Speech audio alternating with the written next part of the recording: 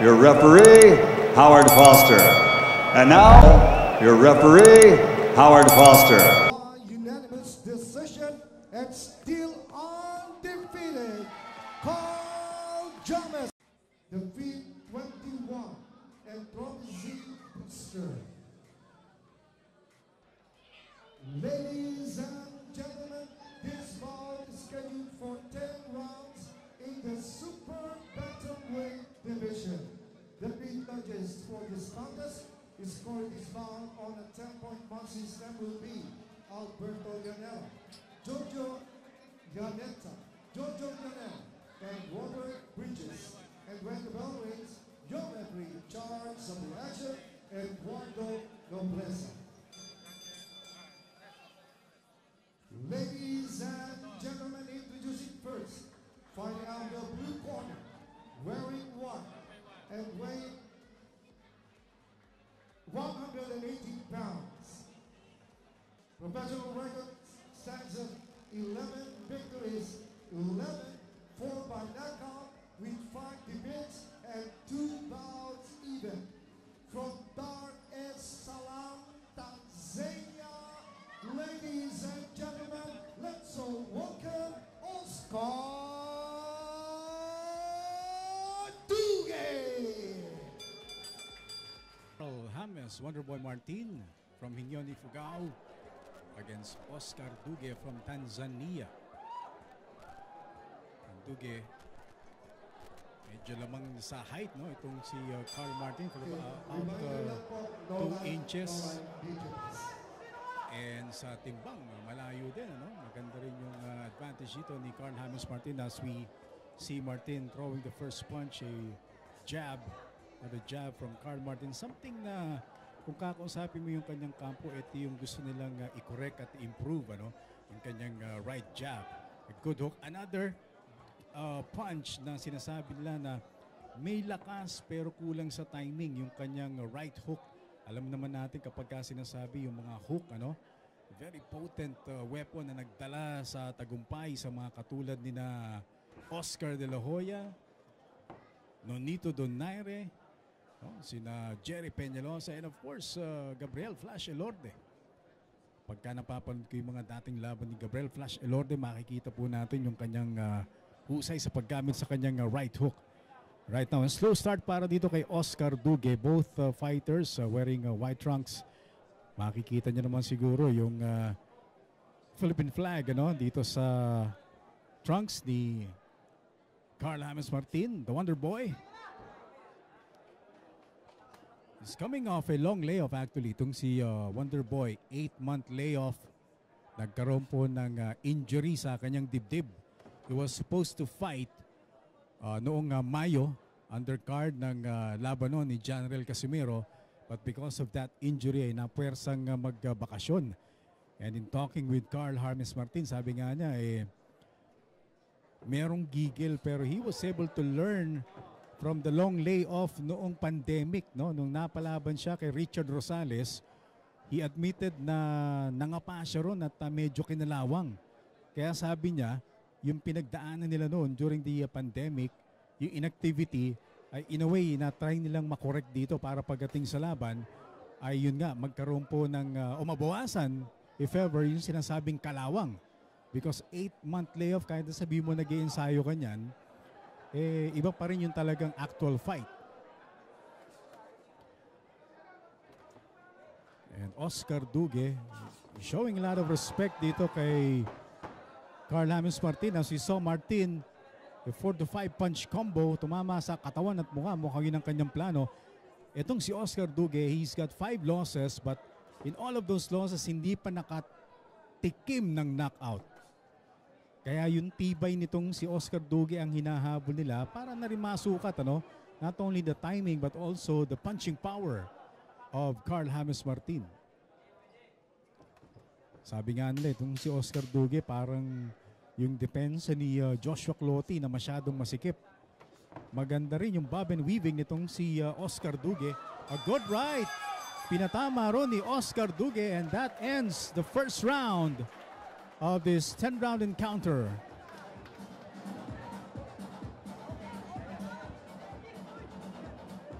counter. Round 2. And may konting aksyon nung first round. At ito, agad na sinimulan ni Wonder Boy ang kanyang atake. We would like to think na yung first round parang ginamit din ni Carl James Martin bilang warm-up. Ano? Kasi sabi nga po natin, alam naman natin lahat, yung mga sumusubaybay ng career ni Wonder Boy, mahaba-haba yung kanyang bakasyon because of an injury. At yun ang mas mahirap no? Long layoff tapos meron kang injury because of the layoff. So talagang merong time na hindi siya gagalaw at walang training.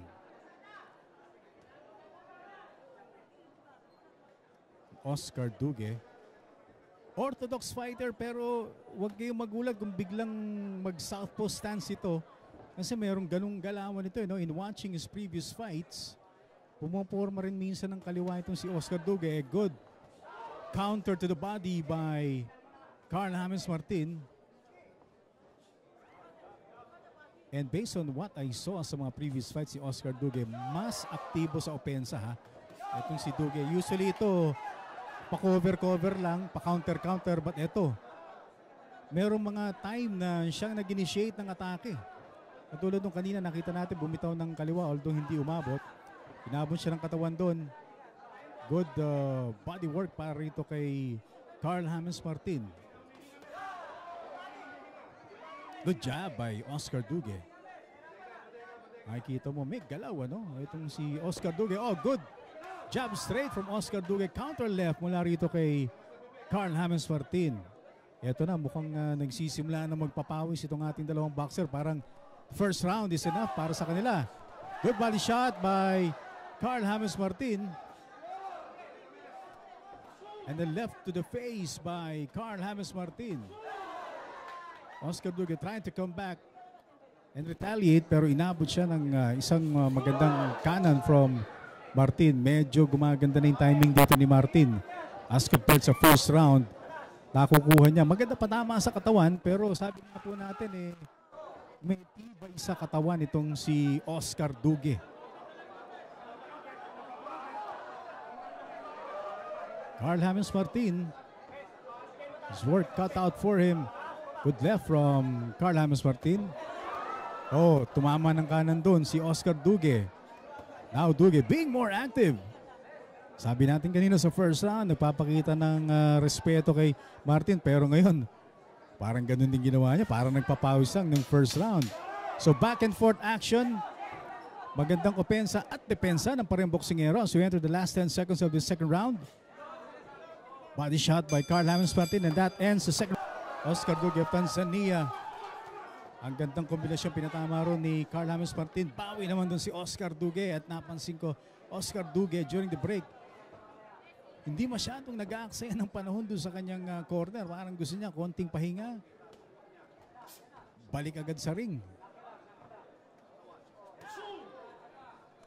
And so far so good in terms of yung ino-offer dito ni Oscar Duque, showing a lot of toughness, resiliency. Maganda yung mga patama ni Martin sa katawan, pero bumabalik itong si Oscar Duque. Referee Ed Nobleza warning of both fighters. Oh, gandang counter left from Oscar Duque. Body shot by Carl James Martin. And comparing this Tanzania dun sa kanyang kababayan na si Charles Tondo, mukhang mas may bitaw itong si Oscar Duque at mas may forma, mas aktibo sa kanyang opensa at marunong kumounter. Katulad nun, that was a counter right by Oscar Duque. And Duque having a much better round. Habang tumatagal, gumaganda yung kanyang performance, but at the same time, nag-step up din si Carl James Martin.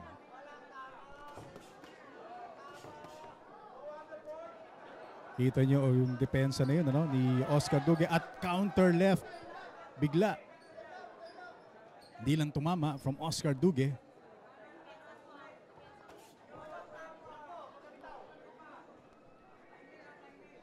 Oscar Duque living up to yung expectations sa kanya na magandang depensa at mayroong pampabaon na kanan from Oscar Dugue, and Oscar Dugue cornering the Wonder Boy, Carl James Martin.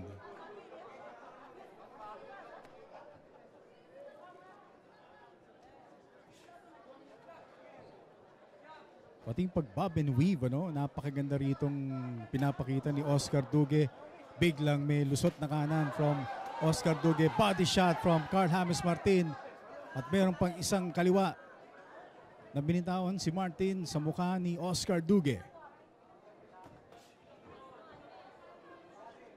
Oscar Dugue,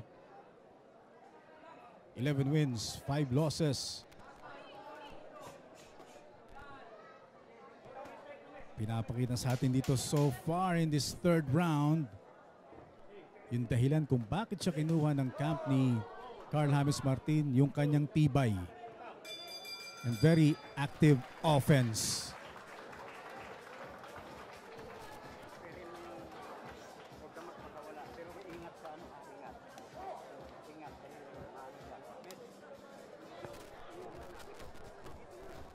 James Martin from the Philippines against Oscar Dugue from Tanzania, and Oscar Dugue having an aggressive start dito sa round number 4. And mukhang yung jab ni Carl James Martin,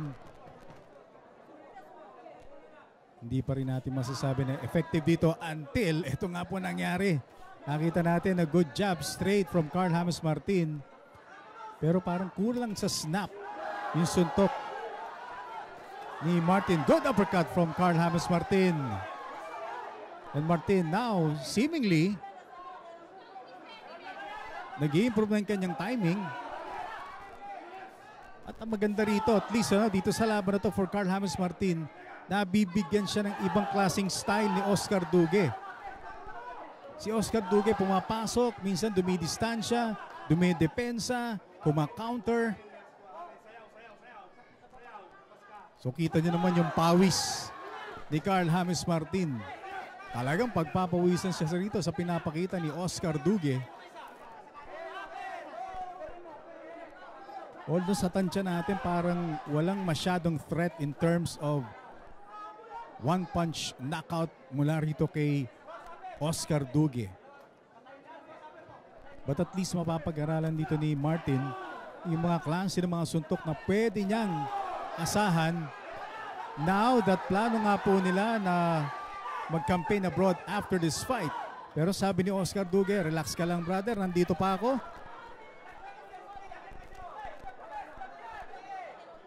And up to this point, masasabi natin, masulit ang punta rito ni Oscar Dugue. A good right-left combo from Carl Martin.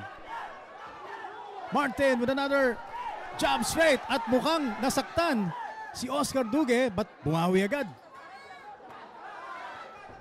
Body shot, counter left from Carl James Martin. Oscar Dugue still showing a lot of toughness, taking a lot of punishment from Carl James Martin, pero parang pinapagpag lang ni Oscar Dugue. But mapapansin natin medyo bumabagal na rito si Oscar Dugue, unless it's a ploy from him na parang playing mind games na kunyari pagod na para makakita rin ng opening.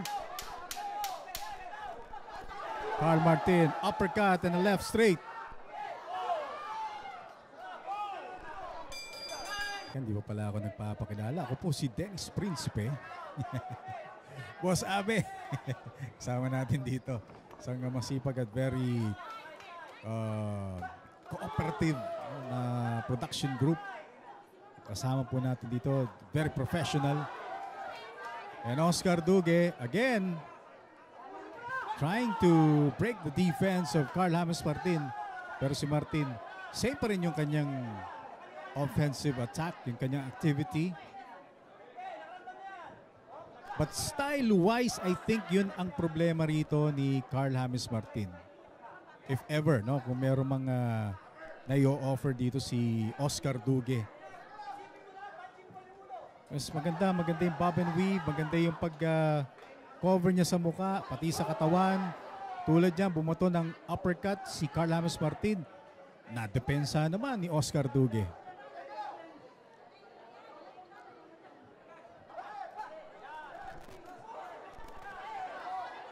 And Oscar Dugue attacking Carl James Martin.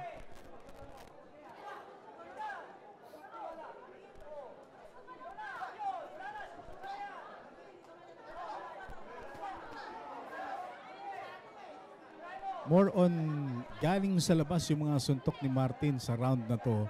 Probably he's trying to open up yung depensa. At yun yung uppercut. Alam mo, yung uppercut, usually yan, walang depensa dyan eh. Except maiwasan mo. But to stand in front of your opponent tapos bibitawan ka ng uppercut, eh wala nga depensa talaga na makakapigil dun. Oh, good right there from Oscar Dugue.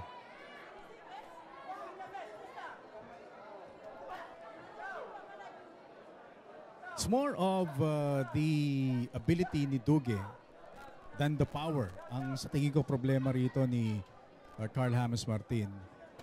And probably the conditioning. No? Yung conditioning ng Oscar Dugue. Makikita mo sa katawan, no? Maganda yung forma. Masasabi mo talaga na nag-ensayo. No?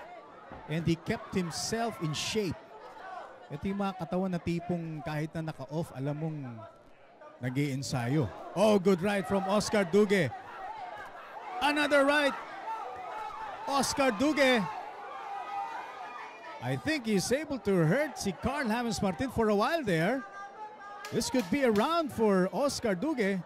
Posible yan. Siguro kung tatama pa na isa, there's a chance na makuha ito ni Oscar Dugue itong round na to. That's the end of round of Oscar Dugue. At napailing doon si Carl James Martin. He knew na tinamaan siya. You know, whatever mga patama ni Oscar Dugue mula kanina, I don't think nagkikreate siya ng much pain para kay Martin. It's more of parang nagugulantang si Martin na tinatamaan ako . So what is the lesson that is being learned here? Well, probably yung depensa ni Carl James Martin. Oh, good left hook by Carl Martin. Finally tumama. Kanina pa binabato yun. Body shot by Oscar Dugue. And Martin being aggressive here. Inaatake niya itong si Oscar Dugue. Pero nakita nyo yung kanyang pamatay na depensa. Parehong kamay nakaangat. Body shot by Carl James Martin. Now Martin going all out. Martin trying to finish this bout. Oscar Dugue fighting back. Martin with a 1-2 combination. Martin with a jab and a looping left. But si Oscar Dugue still defending himself very well. Perhaps, no, sinasabi nga po natin, walang masyadong threat yung mga suntok ni Oscar Dugue. Kaya siguro inaatake na ni Carl James Martin. Because feeling niya kaya niya yung mga suntok ni Oscar Dugue. And referee Ed Nobleza calling a break and tinatawag dito yung doctor to examine what looks like a cut. Ah, okay. Yung ano pala, yung kanyang mouthpiece. Nawala. So balik aksyon. Medyo naputol yung momentum din ni Carl James Martin. Sabi nga po natin I think eto na yung aksyon na gagawin nila rito, no? Na atakihin si Oscar Dugue. Perhaps realizing na kaya niya yung suntok ni Oscar Dugue. Katulad doon, isang kanan rather mula kay Oscar Dugue.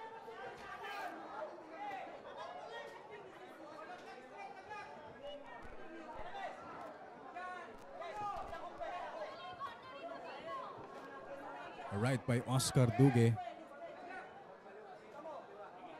Meron na tayong nakikitang konting maga sa left eye ni Oscar Dugue.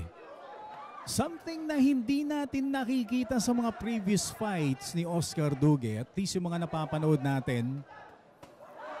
Oh, good right hook there from Carl James Martin, pero makikita mo si Oscar Dugue, siya pa yung umaabante.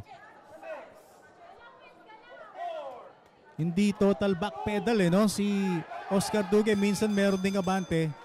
That's the end of round number 6.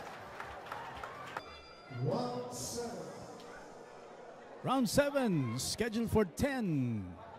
We're coming to you live mula po rito sa The Flash Ballroom inside the Lourdes Sports Complex in Sucat, Parañaque. Dennis Principe. Oy, by the way, batiin nga pala natin yung mga kaibigan natin sa Trophy C. Oy, tumama ron si Oscar Dugue.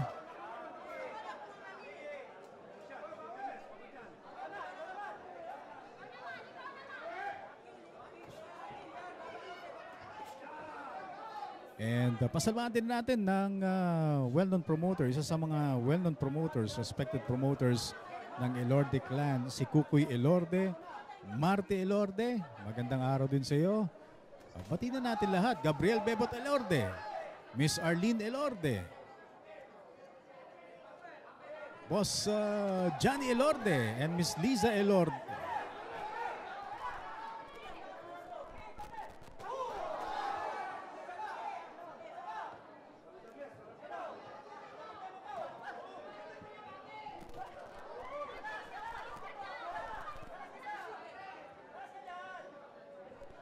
Up to this point, I think maraming question marks sa isipan ni Carl James Martin as well as his team.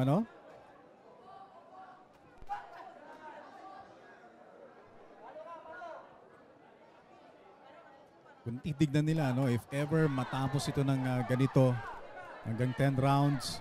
Because up to this point, I think it's safe to say na lamang si Carl James Martin. He's been dominating this fight. Merong pasulpot-sulpot na mga suntok si Oscar Dugue. Maganda yung kanyang depensa.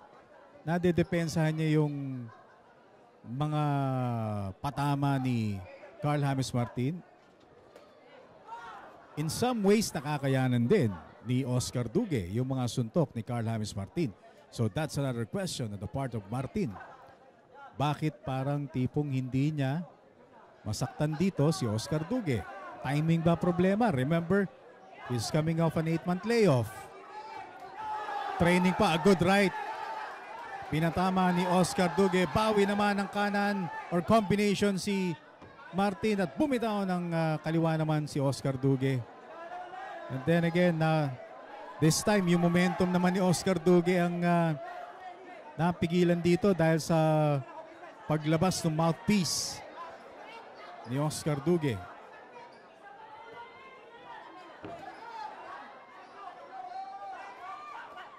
Oh, good left there by Carl James Martin. Left jab by Oscar Dugue. Last 10 seconds.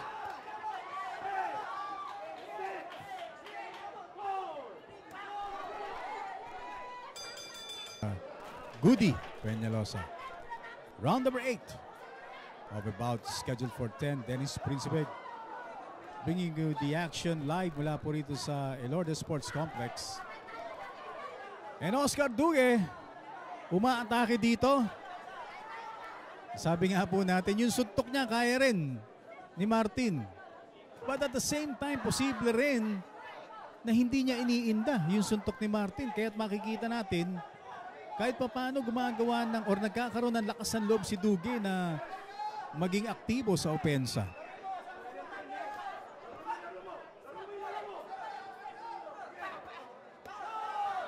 If ever, kung masasabi natin na may pakinabang dito si Carl James Martin, probably yung the fact na ito nasa round 8 na tayo. And kung magiging ganito yung tema, pwedeng umabot ng round 10. And again, balikan ko lang yung sinasabing anong magandang napala rito napapala ni Carl James Martin dito. Up to this point, ayun, pinagpawisan siya. Medyo kung meron mang kalawang, pwedeng dito napapagpag niya na.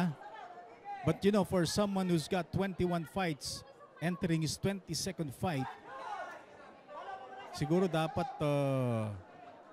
yung timing parating nandun, yung lakas parating nandun because 21 wins, 17 knockouts. Masasabi natin na talagang supposedly may power itong si Carl James Martin. But he's having a tough assignment in terms of him scoring another knockout. Pero kung puntusan, siguro pwede nang sabihin na safe na rito si Carl James Martin. But the question is, yung sinasabi niya na gusto niyang mangyari dito, to be the first fighter na ma-knockout si Oscar Duque. Up to this point, hindi pa natin masabi na nasasaktan niya si Oscar Duque because nakikita niyo rito, siya pa yung nasa harapan ni Martin umaatake.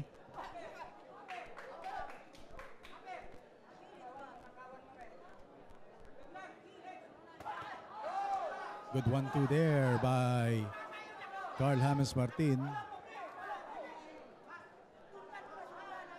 And I think yung conditioning din naman ni Carl James Martin. Kasi nakikita natin yung kanyang opensa aktibo naman. Marami siya mga patama. At yung kanyang bounce nandun. Yung kanyang activity nandun. Credit that to his conditioning coach, Mel Lantin ng Fit 21.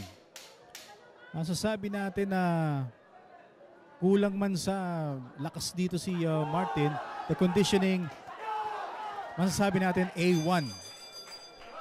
And referee Eddie Nobleza making sure na yung wet spot doon ay mapunasan ng maigi.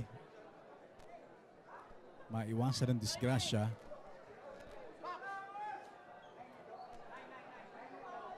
Charleston down or rather Oscar Duque from Tanzania, giving a good account of himself. At least naman sasabi natin, hindi ito yung mga tipong African na 2-3 rounds humihiga. Dito nagbibigay siya ng problema kay Carl James Martin. Although, I would like to know yung kondisyon and timing dito ni Carl James Martin. Happy ba siya sa kanyang ginagalaw dito? Yung kanyang punching power, masasabi ba natin na nandun? Kasi pwede naman sabihin na talagang matibay itong si Oscar Duque. Tumama pa rin isang magandang counter right from Oscar Duque. So maraming pwedeng pag-aralan dito si Carl James Martin. Oh, good body shot. Good combination sa muka. And Carl James Martin, kahit pa paano nag-iingat din, he knows na mayroong biglang bigwas sa counter itong si Oscar Duque.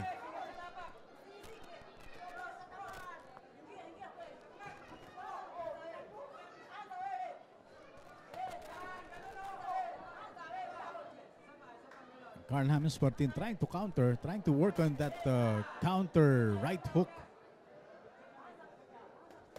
Na maski nung pa napapansin na rin natin na malakas pero hindi tumatama. So it's a matter of timing.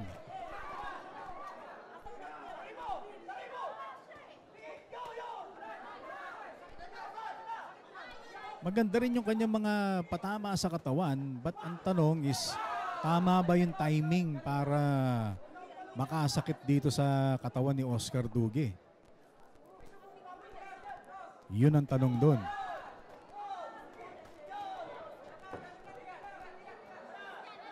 And look at Oscar Duque. After getting some punishment kay Oscar, kay Carl James Martin, ay pumapasok bigla to si Oscar Duque.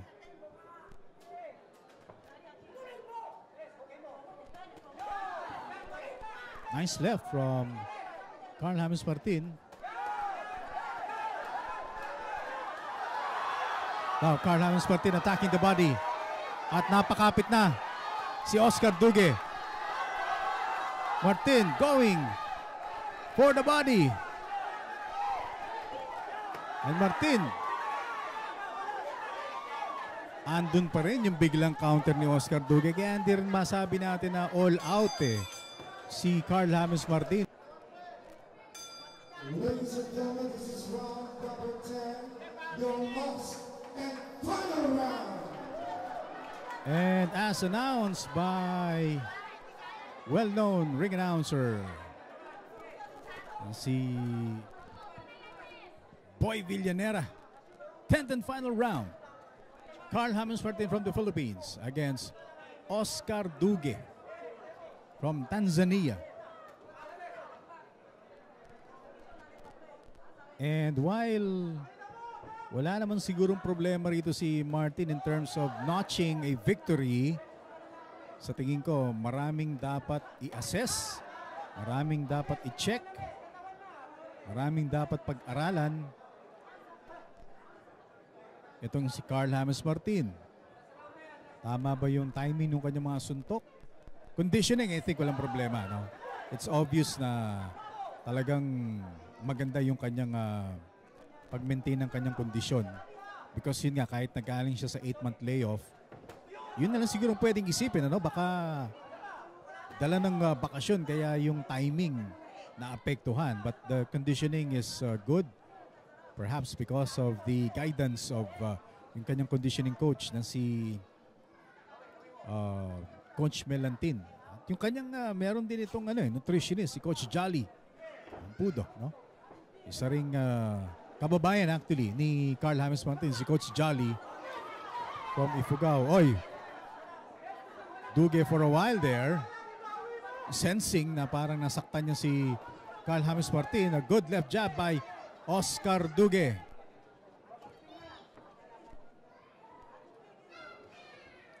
And those are the things na pwedeng pag-aralan ni Carl James Martin. Ano? Yung mga ganung patama, siguro nga hindi siya nasasaktan ni Oscar Dugue. Maaaring wala masyadong threat sa lakas. But if kaharap niya is isang rated na Mexican, baka bigla siyang magulat din. No? So he needs to prepare and improve on his defense. And not take anyone for granted. We're not saying na he took Oscar Dugue for granted, but at least ngayon malalaman niya, masasabi niya na wala kang pwedeng sinusinuhin, no, na boksingero. You should respect each and every opponent at parati mong i-consider, no, na ang kalaban mo katulad mo, gusto rin manalo ng knockout.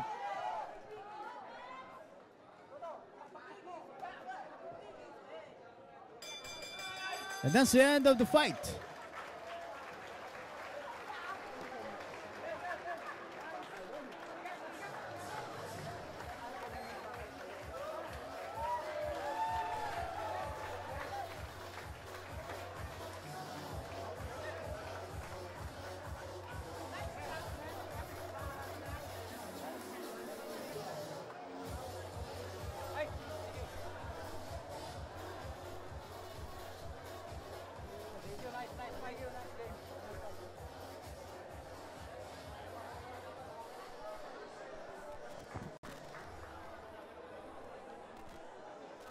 At yung crowd dito, and yung entourage ni Carl James Martin, galing pa yan straight from Hingyon, Ifugao.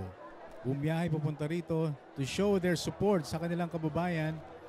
The family of Carl James Martin nandito rin, yung kanyang mother, Melinda, at yung kanyang mga anak nandito. All out ang pamilya rito ni Carl James Martin. And special mention syempre sa mga kasama natin sa Games and Muses Board.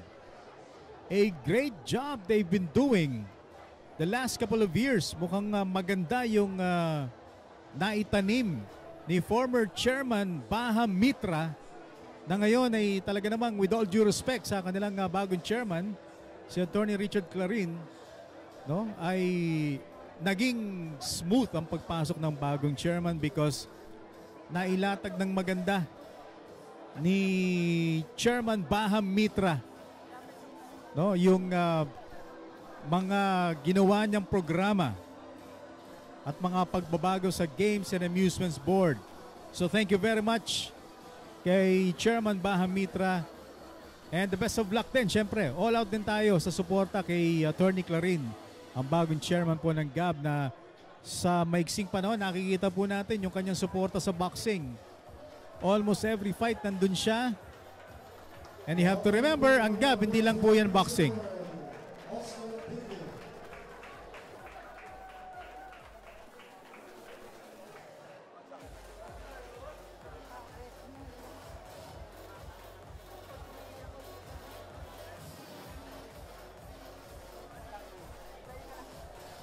Oscar Dugue. Baka balik pa kaya ito rito? Baka merong mga promoter na pwedeng isubok yung kanilang bata, no? Carl James Martin, for sure, relieved. No? Nakahinga na to na at least tapos na yung kanyang long layoff. And now, meron na naman siyang magandang pag-aaralan na laban for him to improve on his overall skill. Ladies and gentlemen, here at the Lourdes Sports Center at the Flats Grand Ballroom, we go to the scorecards. And here are the scores of the three judges. Jojo Llanera scores about 99-91. Robert Bridges scores about 98-92. And Alianita scores about 99-91. All to the winner by unanimous decision and still undefeated, Carl James, the Wonder Boy Martin. It's official, Carl James Martin claiming his 22nd win in as many bouts, still undefeated. And diretso na ba sa US? Your referee, Howard Foster. And now, your referee, Howard Foster.